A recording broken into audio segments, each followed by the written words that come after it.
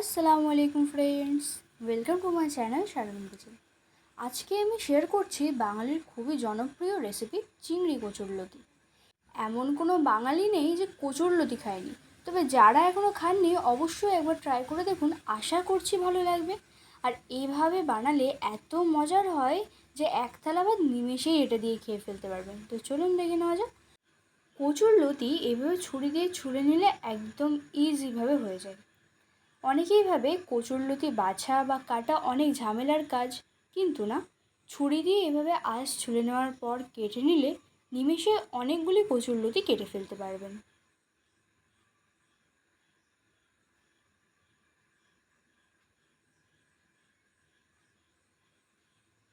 সব লতিগুলি খুবই সহজে আমি কেটে নিচ্ছি।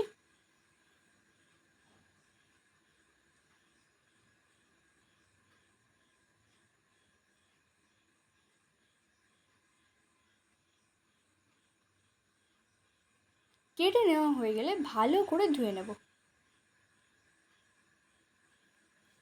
এখন কড়াই তেল দিয়ে দিচ্ছি। তেল গরম হয়ে গেলে কিছু চিংড়ি মাছ খোসা ছাড়িয়ে নিয়ে ভেজে নিচ্ছি লবণ ও হলুদ দিয়ে।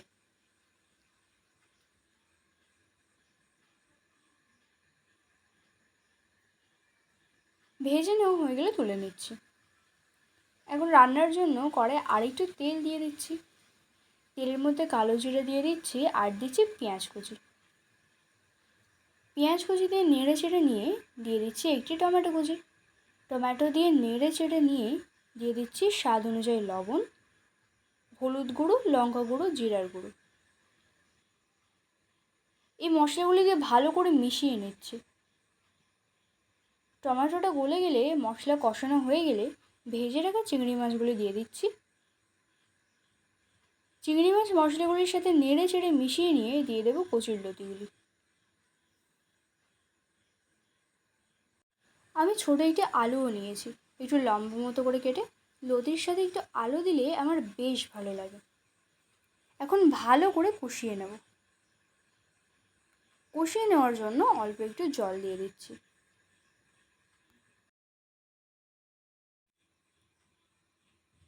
ভালো করে কষিয়ে নেওয়া হয়ে গেলে জল দিয়ে দিচ্ছি।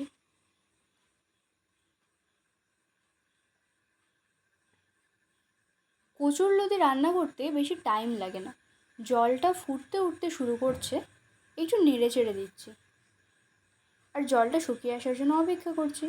জলটা শুকিয়ে গেছে, এখন দুটি কাঁচা লঙ্কা চিড়ে দিয়ে দিলাম। দেখুন, একটুও কিন্তু জল নেই। স্বাদটা ব্যালেন্স করার জন্য 1 চামচ চিনি দিয়ে দিলাম। চিনি দিলে খেতে আরও বেশি ভালো লাগে। কচুরলতিটা রান্নার সময় একটু জল রাখলে হবে না, একদম শুকিয়ে নিতে হবে। শুকিয়ে গেলে দেখবেন তেল উঠে আসছে। এখন গ্যাস বন্ধ করে দেব। আমার কচুরলতি সার্ভ করার জন্য একদম রেডি। একদম সিম্পলভাবে কচুরলতি কাটা ও রান্না করে দেখালাম। আশা করছি আপনাদের ভালো লাগবে। দেখিয়ে বুঝতে পারছেন কতটা লোভনীয় লাগছে। এইভাবে একবার রান্না করলে স্বাদ ভুলবেন না। আজকের রেসিপিটি ভালো লাগলে লাইক, কমেন্ট, শেয়ার করে দেবেন। আর আমার চ্যানেলে নতুন সদস্য হয়ে থাকলে চ্যানেলটি সাবস্ক্রাইব করে পাশে থাকা অনুরোধ রইল। Thanks for watching.